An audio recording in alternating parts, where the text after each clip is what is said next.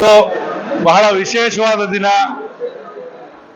ಬೆಂಗಳೂರು ನಗರ ಬಸವನಗುಡಿ ವಿಧಾನಸಭಾ ಕ್ಷೇತ್ರದ ಸಮಾಜ ಸೇವಕರು, ಕೊಡುಗೆ ದಾನಿಗಳು ಅಂತಾನೆ ಹೇಳ್ಬೋದು. ಅತ್ಯಂತ ಸರಳ ಜೀವಿ ಶ್ರೀ ಕೆ ಭಾಗೇಗೌಡರ 68ನೇ ವಸಂತ ತುಂಬಿ 69ನೇ ವಸಂತಕ್ಕೆ ಕಾಲಿರ್ತಕ್ಕಂಥ ಸಂದರ್ಭದಲ್ಲಿ ಇವತ್ತು ನಾವೆಲ್ಲ ಸೇರಿ ಇವತ್ತು ಅವರ ಜನ್ಮದಿನವನ್ನ ಆಚರಣೆಯನ್ನ ಮಾಡ್ತಾ ಇದ್ದೇವೆ. ಭಾಗೇಗೌಡರು ಅಂತ ಹೇಳಿದ್ರೆ ಎಲ್ಲೆಲ್ಲೂ ಎಲ್ಲ ಕಡೆನೂ ಬಸವನಗುಡಿಯಲ್ಲಿ ಅವರ ಹೆಸರು ಹೇಳಿದ ತಕ್ಷಣ ಒಂದು ಒಳ್ಳೆಯ ರೀತಿಯ ಸಂಚಲನವನ್ನು ಕೂಡ ಮೂಡುತ್ತದೆ. ಯಾರೋ ಒಬ್ರು ಕಷ್ಟ ಸಿಗಾಕೊಂಡಿದ್ದಾರೆ ಅಂತ ಅಂದ್ರೆ ಅವ್ರಿಗೆ ನೆನಪು ಬರೋದೇ ಭಾಗೇಗೌಡರು. ಆಗ ಯಾರೇ ಅವ್ರ ಕಷ್ಟ ಸುಖ ಹೇಳ್ಕೊಂಡು ಹೋದ್ರು ಅವ್ರಿಗೆ ಅವ್ರ ಕೈಲಾದಷ್ಟು ಸಹಾಯವನ್ನ ಮಾಡಿ, ಯಾರಿಗೂ ತಿಳಿಸ್ಬೇಡಿ, ಇನ್ನೊಬ್ರಿಗೆ ಪ್ರಚಾರ ಆಗೋದು ಬೇಡ, ನಾ ಮಾಡತಕ್ಕಂಥ ಸಹಾಯ ಅಂತ ನಿಸ್ವಾರ್ಥವಾಗಿ ಯಾರೊಬ್ರು ಸೇವೆಯನ್ನ ಮಾಡ್ತಾರೆ ಅಂತ ಅಂದ್ರೆ ಅದು ಭಾಗೇಗೌಡರು.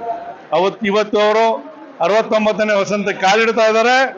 ಅವ್ರಿಗೆ ಭಗವಂತ ಆಯಸ್ಸು, ಐಶ್ವರ್ಯ, ಸಮೃದ್ಧಿ, ನೆಮ್ಮದಿ ಪ್ರತಿಯೊಂದು ಕೊಡ್ಲಿ ಅಂತ ಹೇಳ್ತಾ, ಮುಂದಿನ ದಿನಗಳಲ್ಲಿ ಅವರಿಗೆ ರಾಜಕೀಯವಾಗಿ ರಾಜಕಾರಣದಲ್ಲಿ ಒಂದು ಉನ್ನತ ಸ್ಥಾನವನ್ನ ಸಿಗ್ಲಿ ಅಂತ ಅವ್ರಿಗೆ ನಾವು ಹಾರೈಸುತ್ತಾ ಆ ದೇವರು ಅವ್ರಿಗೆ ಆಶೀರ್ವದಿಸ್ಲಿ ಅಂತ ಈ ಮಾತು ಮುಗಿಸ್ತೀವಿ. ಪುನೀತ್ ರಾಜ್ಕುಮಾರ್ ಮಾಡಿದ್ರು ನಮಗೆ ಬರ್ಬೇಕಾದ್ರೆ ನಮ್ಮ ಧರ್ಮ, ನಮ್ಮ ಕರ್ಮ ಅದಕ್ಕೆ ಇಲ್ಲ ಅಂತ ನಾವು ಹೇಳ್ತಾ ಇಲ್ಲ. ಚೌಟ್ರಿ ಅಂತ ಜಾಗ ಖಾಲಿ ಇತ್ತು, ಅದಕ್ಕೋಸ್ಕರ ಮಾಡಿದ್ರೆ ಪ್ರಸಾದಲ್ಲಿ ನಾಗರಾಜಲ್ಲಿ ಅಣ್ಣ ಇವತ್ತು ನೀವು ಬರ್ತ್ಡೇ ಇಟ್ಕೊಂಡಿದ್ದೀನಿ, ದಯವಿಟ್ಟು ನೀವು ಬರಲೇಬೇಕು ಅಂತ ಹೇಳಿದ್ರು. ಆಯ್ತಪ್ಪ ನೀನು ಎಲ್ಲಿ ಮಾಡಿದ್ರು ಬರ್ತೀನಿ ಅಂತ ಹೇಳಿದೆ. ನನ್ನ ಹೃದಯಪೂರ್ವಕ ಅವ್ರಿಗೆ ಅಭಿನಂದನೆ ಸಲ್ಲಿಸ್ತಾ ಇದ್ರೆ. ಯಾಕೆ ನನ್ನ ಇವತ್ತು ಕರೆದು ಈ ಹುಟ್ಟುಹಬ್ಬ ಆಚರಣೆ ಮಾಡ್ತಾ ಇರೋದ್ರಿಂದ, ನಮ್ಮ ಹುಡುಗರಾಗಿರೋದ್ರಿಂದ ಈ ಭಾವನೆಯಿಂದ ನಾನು ಅವ್ರಿಗೆ ಅರ್ಪಿಸಿ ನನ್ನ ಹೃದಯಪೂರ್ವಕವನ್ನು ಅಭಿನಂದಿಸ್ತಾ ಇದ್ದೀನಿ. ಈ ರೀತಿ ಕೊಟ್ಟು ಅವರು ಇನ್ನೂ ನಮ್ಮಂತ ನಾಯಕರುಗಳನ್ನ ಇನ್ನೂ ತುಂಬಾ ಜನನ ಬೆಳೆಸಲಿ ಅಂತ ನಾನು ದೇವರಲ್ಲಿ ಕೇಳ್ಕೊಳ್ತೀನಿ. ಅವ್ರಿಗೆಲ್ಲವೂ ದೇವ್ರು ಕೊಟ್ಟಿದ್ದಾನೆ.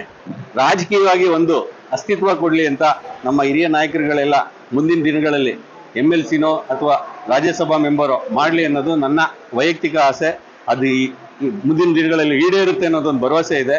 ಹಾಗೆ ದೇವರು ಅವ್ರಿಗೆ ಎಲ್ಲದಕ್ಕಿಂತ ಮುಖ್ಯವಾಗಿ ಆರೋಗ್ಯನ ತುಂಬಾ ಚೆನ್ನಾಗಿ ಕೊಡ್ಲಿ, ನಮ್ಮಂತ ನಾಯಕರನ್ನ ಬೆಳೆಸ್ಕೊಳ್ಳಿ ಅಂತ ಕೇಳ್ಕೊಳ್ತೀನಿ.